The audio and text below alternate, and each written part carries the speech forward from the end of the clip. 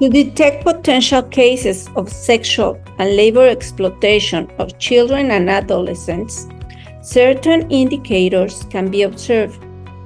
Indicators alone do not confirm exploitation, but signal the need for further assessment. Approach each situation without bias and evaluates individually. Observing an indicator should prompt consideration of the next steps. When any of these indicators are observed, it is crucial to act diligently to protect the minors involved. Care must be taken to avoid further victimization and to uphold the fundamental rights of those involved. Indicators of potential exploitation include visible injuries like bruises or burns and avoidance of physical contact, signs like slurred speech, impaired coordination, and behavioral changes such as aggression or lethargy, hesitating to discuss their situation and general discomfort when communicating, preference of solicitude of peer company, avoiding adult accompaniment, excessive control from adults, and being evasive about the relationship, being in an unsustainable location, and forbidding the minor from speaking freely, physically, verbal, and psychological intimidation and discouragement of communication. Which actions should be taken? Inform. First of all, notify the responsible of the individual. Then, monitor the situation, contact authorities, and document and report suspicious activities. This recognition and acting promptly helps protect children and adolescents from potential exploitation. The protocol aims to detect and addresses potential abuse or exploitation in tourism settings by systematically observing and documenting physical and behavioral indicators and implementing ethical practices within the value of change. Within the physical appearance protocol, train staff to observe the document signs of abuse such as bruises and ensure effective communication and clear reporting protocols to appropriate authorities, followed by consistent follow-up. In the behavior protocol, train staff to recognize and document behavioral red flags, ensure suspicious are reported to designated personnel, and implement appropriate interventions to safeguard individuals. In the value chain in facilities and work environment, you must identify stakeholders, conduct risk assessment, ensure ethical practice and compliance with labor laws, provide training on human rights and preventing exploitation, and establish monitoring and evaluating process. Indicators of potential sexual or labor exploitation of children include signs of physical abuse, drugs or alcohol influence, restricted expression, refusal to adult accompaniment, excessive adult control, unusual adult-minor interactions, and intimidations. These signs warrant further investigation and appropriate action, but do not confirm exploitation on their own. For girls and boys and adolescents, visible injuries like bruises, cuts, burns, or other physical harm and behavioral cues such as flirting or avoiding physical contact, particularly in injured areas. Indicators include slurred speech, impaired coordination, bloodshot eyes, unusual smell or breath or clothing, and behavioral change like aggression, mood swings, or lethargy.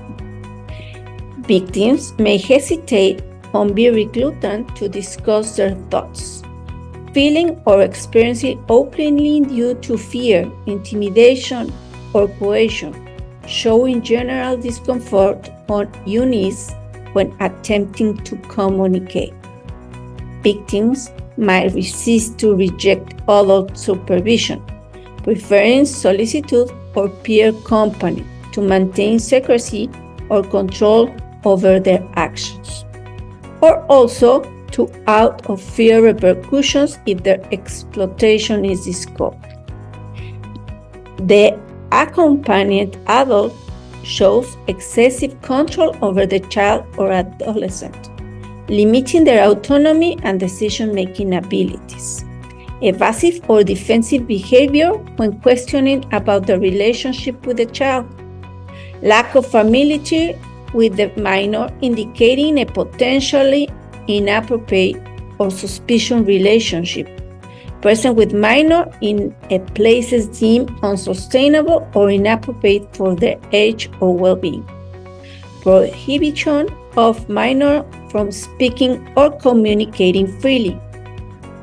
Instance of physical, verbal, or psychological intimidation directed towards the minor, creating an atmosphere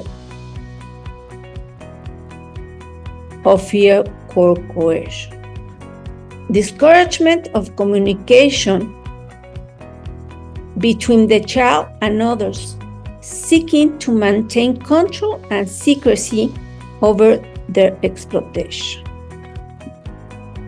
When there is an imminent danger to a minor, promptly inform the person in charge of the establishment to ensure immediate and appropriate actions are taken. Exercise caution to protect the minor. Continuously observe and assess the minor situation to ensure their safety, preventing further harm or scandalization danger. Stay vigilant and ready to intervene as needed. Contact local authorities or emergency services for intervention.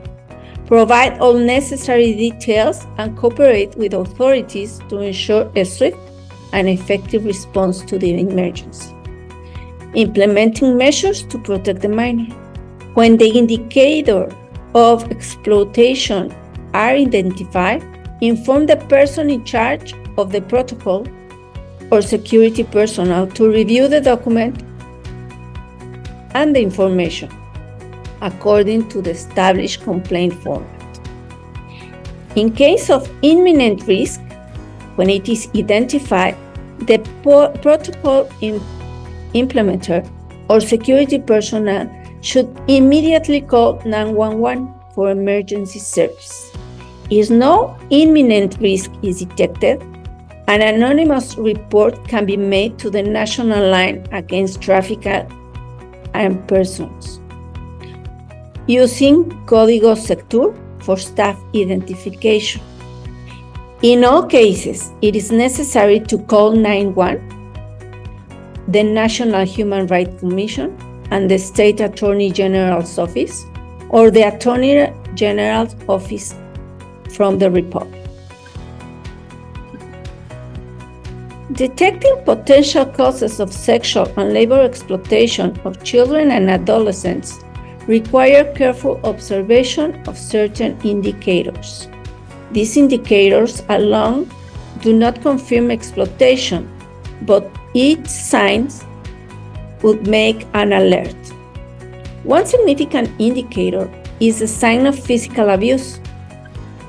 Another critical aspect to consider is substance abuse, which may present in impaired when detecting impaired coordination or unusual smells. Upon observing these indicators, it is essential to act diligently, notify the responsible person within the establishment to ensure appropriate actions are taken according to protocols.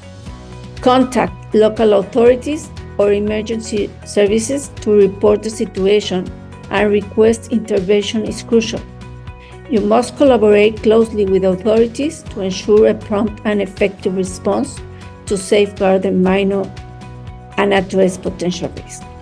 If the person responsible for applying the protocol identifies one or more indicators, they should immediately inform the protocol implementer or the company's security personnel.